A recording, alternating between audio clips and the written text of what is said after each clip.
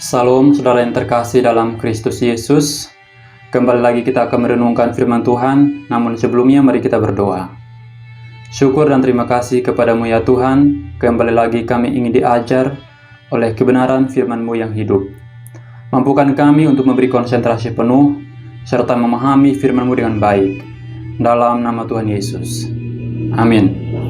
Firman Tuhan kita akan membaca dari Filipi pasal 3 ayat 10. Yang kukehendaki ialah mengenal Dia dan kuasa kebangkitannya dan persekutuan dalam penderitaannya, di mana aku menjadi serupa dengan Dia dalam kematiannya. Tema renungan kita pada hari ini adalah menjadi serupa Kristus. Bapak Ibu Saudara yang dikasihi Tuhan, orang sering menggunakan ungkapan like father, like son. Seperti itu ayahnya, seperti itu juga anaknya, untuk menunjukkan kesamaan sifat dalam sebuah keluarga. Seorang ayah tentu akan sangat senang jika hal-hal baik yang dimilikinya terwarisi dalam hidup anaknya. Demikian pun Tuhan ingin agar kita sebagai anak-anaknya menjadi segambar dan serupa dengan Dia. Apakah arti segambar dan serupa dengan Tuhan? Itu terlihat seperti Yesus Kristus. Alkitab berkata, Ia adalah gambar Allah yang tidak kelihatan. Bukan berarti sebagai ciptaan kita akan menjadi sama dengan Sang Pencipta. Tuhan tidak menghendaki kita menjadi ilah, tetapi Ia ingin agar kita memiliki nilai-nilai, sikap, dan karakternya dalam kehidupan kita. Menjadi serupa Kristus adalah tujuan tertinggi Allah bagi hidup kita sebagai murid-murid-Nya. Ini merupakan sebuah proses yang kita akan jalani setelah mengalami kelahiran baru dan bertumbuh seiring pengenalan kita akan Allah. Rasul Paulus ketika menulis surat Filipi, ia sedang berada dalam penjara. Secara manusiawi, seorang yang berada dalam penjara memiliki keinginan tertinggi untuk dibebaskan. Namun dalam Filipi pasal 3:10 berbicara tentang hal yang berbeda. Rasul Paulus memiliki keinginan tertinggi untuk semakin mengenal Tuhan. Berarti apa yang diinginkan Rasul Paulus sejalan dengan apa yang menjadi keinginan Tuhan. 3 hal yang terkandung dalam ayat 3 ini. Yang pertama, mengenal kuasa kebangkitannya. Rasul Paulus menginginkan agar semakin mengenal kuasa kebangkitan Kristus. Kuasa kebangkitan Kristus berarti kemenangannya atas kuasa maut.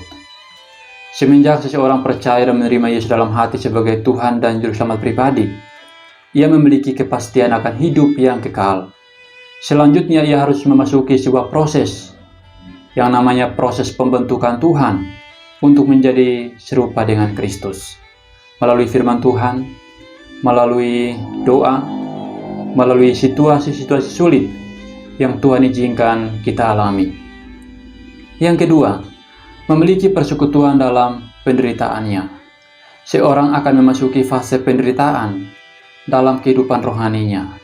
Hal ini tentang salib yang harus dipikul oleh seseorang karena kepercayaannya kepada Kristus, bukan karena dosa. Tentu bukanlah hal yang mudah, tetapi seringkali penderitaan diizinkan oleh Tuhan sebagai tempat yang paling baik untuk membentuk karakter kita agar menjadi serupa dengan Kristus. Maka bersyukurlah apabila Tuhan mengizinkan kita masuk dalam fase penderitaan. Yang ketiga, menjadi serupa dalam kematiannya. Menjadi serupa dalam kematian Kristus, apakah itu berarti kita harus mati dengan cara disalibkan? Tentu tidak demikian. Filipi pasal 2 ayat 5-8 menyatakan sebuah proses perendahan diri dalam ketaatan. Ini adalah karakter Kristus yang diharapkannya menjadi karakter kita juga dalam menjalani kehidupan kita di setiap waktu. Tuhan menghendaki agar kita semakin bertumbuh secara rohani, menjadi serupa dengan Kristus. Tujuan utama Tuhan adalah agar karakter kita semakin diubahkan, dan Ia terus mengerjakannya di dalam diri masing-masing kita, melalui kebenaran firman Tuhan, melalui masalah atau kesulitan hidup. Maka bersyukurlah atas setiap masalah, kesulitan hidup yang kita alami saat ini. Sebab itu merupakan ujian dari Tuhan untuk membentuk karakter kita menjadi serupa dengan Kristus. Ada sebuah pertanyaan refleksi bagi kita untuk kita mengintrospeksi diri di hadapan Tuhan. Di bagian mana karakterku yang belum menjadi serupa Kristus? Biarlah pertanyaan ini menjadi pertanyaan refleksi. Kita mengintrospeksi diri, memeriksa hati kita, diri kita di hadapan Tuhan, dan kita mulai merubahnya sehingga kita menjadi serupa dengan Kristus. Mari kita berdoa. Syukur dan terima kasih kepadamu ya Tuhan, untuk firman-Mu yang kembali mengajari kami untuk hidup menjadi serupa dengan Kristus dalam keseharian kami. Tolonglah kami ya Tuhan, untuk makin mengenal-Mu lebih dalam lagi, memiliki persekutuan yang intim dengan-Mu, serta menaruh hidup kami sepenuhnya dalam tangan kuasa-Mu, hidup dalam tuntunan-Mu, sehingga kami menjadi serupa dengan Kristus, dan kami hidup untuk menggenapi tujuan-Mu. Biarlah nama Tuhan dipermuliakan dalam setiap langkah hidup kami hari ini. Dalam nama Yesus Kristus, kami bersyukur. Amin. Demikian renungan firman Tuhan. Tuhan Yesus memberkati.